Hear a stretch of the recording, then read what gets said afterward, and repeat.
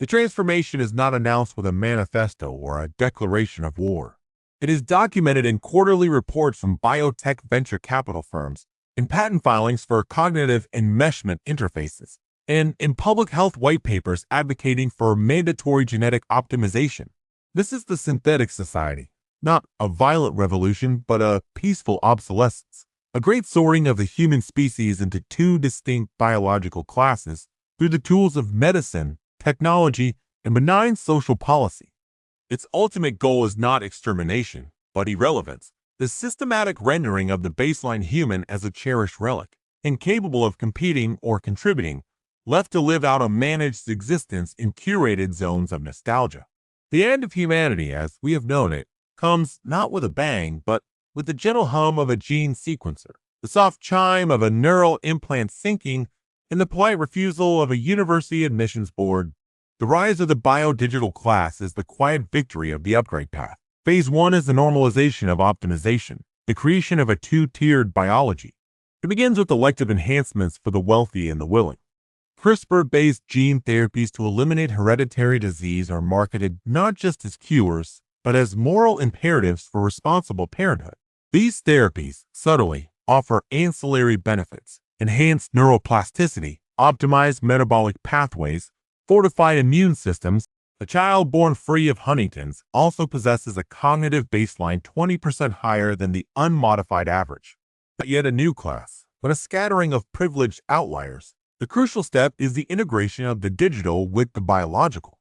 Simple neural links, initially medical devices for managing paralysis or epilepsy, evolve into seamless brain-computer interfaces.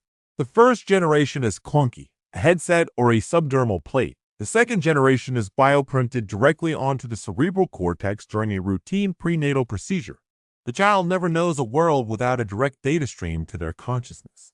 They think in graphs, access the noosphere as a sixth sense, and communicate through encrypted mental packets. The baseline human, with their unassisted brain and unedited genome, begins to process reality at a different, slower, and impoverished speed. The divergence is now physiological, and the gap is a chasm. Phase 2 is the economic ratification, where the enhanced become the essential. The job market is the great sorter first. It is the highly technical fields, quantum programming, nanoscale engineering, high-frequency sociodynamic analysis. The biodigital candidate, who can run complex simulations in their mind's eye and collaborate telepathically with a global team, is not just better, they are operating in a different dimension of productivity. Then it spreads. Law firms seek associates with neural implants for instant case law recall and emotional sentiment analysis of juries. Creative agencies hire designers who can project visual concepts directly from their occipital cortex. Even skilled trades integrate. A surgeon with a steady, nano-augmented hand and real-time diagnostic overlays. A farmer with an implant that directly senses soil health and crop stress. The baseline human, no matter how educated or experienced, is competing against a fundamentally different kind of intelligence. Unemployment among the baseline is initially framed as a skills gap, then a technological displacement, and finally, a biological inevitability. Universal basic income is instituted not as a socialist ideal, but as a necessary subsidy for a legacy population that can no longer participate in the core economy. They are consumers, not producers, a demographic to be managed, not a workforce to be utilized. They are consumers, not producers, a demographic to be managed, not a workforce to be utilized. Phase 3 is the biodigital class, thinking and communicating at speeds incomprehensible to baselines, naturally coalesces. Their conversations are a blur of silent data exchange, punctuated by bursts of condensed verbal shorthand that sounds like nonsense to an outsider. Their children, genetically optimized and neurally linked, require educational environments that would liquefy a baseline child's mind. Specialized schools, then entire charter cities, are established.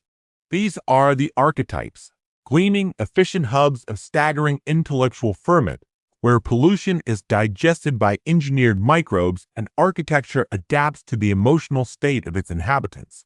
The baselines, in turn, find the archetypes sterile, overwhelming, and socially alienating.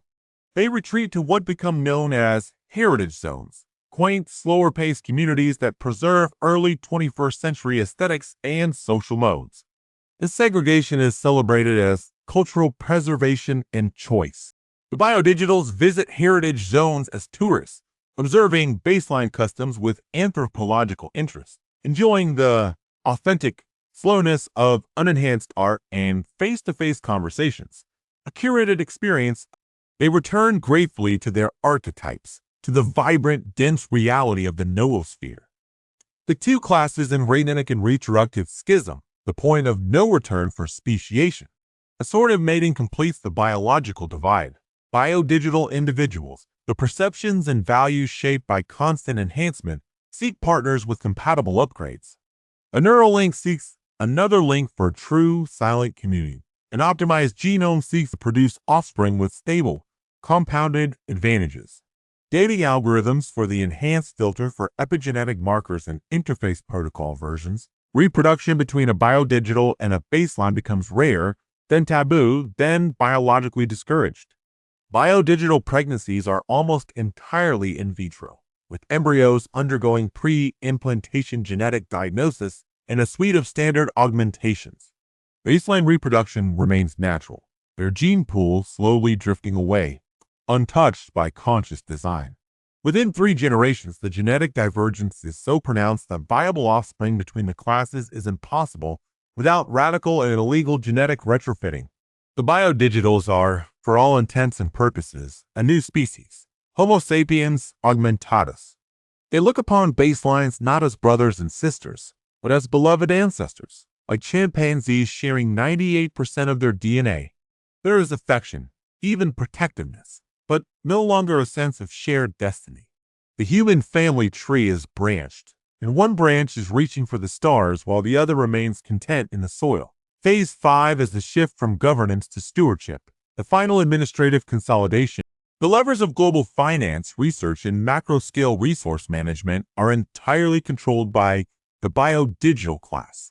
Their cognitive speed allows them to manage planetary-scale systems with an ease that seems like magic to baselines.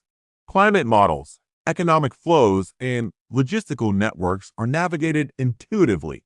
The baseline legacy administration is formed, staffed by the most empathetic and paternalistic of the biodigitals. Its mandate is the benevolent custodianship of the heritage zones. It ensures the UBI is delivered, that baseline cultural artifacts are preserved, that their communities are safe and stable. It gently discourages baselines from attempting enhancements in adulthood, a dangerous and often fatal procedure for an unoptimized nervous system. It provides immersive virtual reality experiences so baselines can feel the thrill of enhanced perception safely. This stewardship is absolute and unchallengeable, not because it is tyrannical, but because it is competent beyond baseline comprehension. A baseline cannot sue a government they cannot intellectually fathom, nor protest a policy whose multi-century ramifications they cannot model. Dissent is treated as a psychosocial malady, gently corrected with therapeutic regimens. Social contract is replaced by a custodial agreement. Phase 6 is the philosophical sunset of the human legacy, the internalization of obsolescence.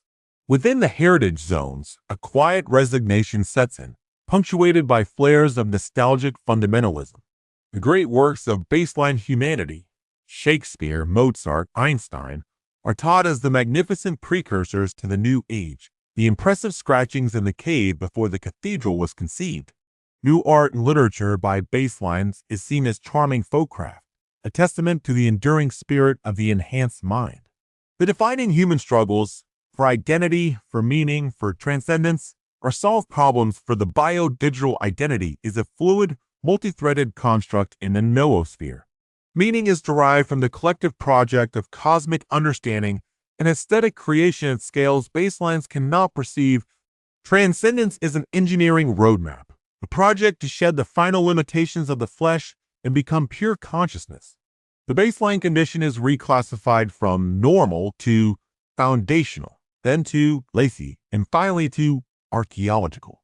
The warmth, the irrational love, the stubborn hope of the baseline human is studied, appreciated, and filed away. The confession of the synthetic society is not a hatred for humanity, but a profound, pitiless love that necessitates its preservation in a museum of the mind. The biodigitals, in their boundless compassion, build ever more beautiful cages of nostalgia, ensuring the old model of man is comfortable, safe, and forever separate from the future it accidentally created.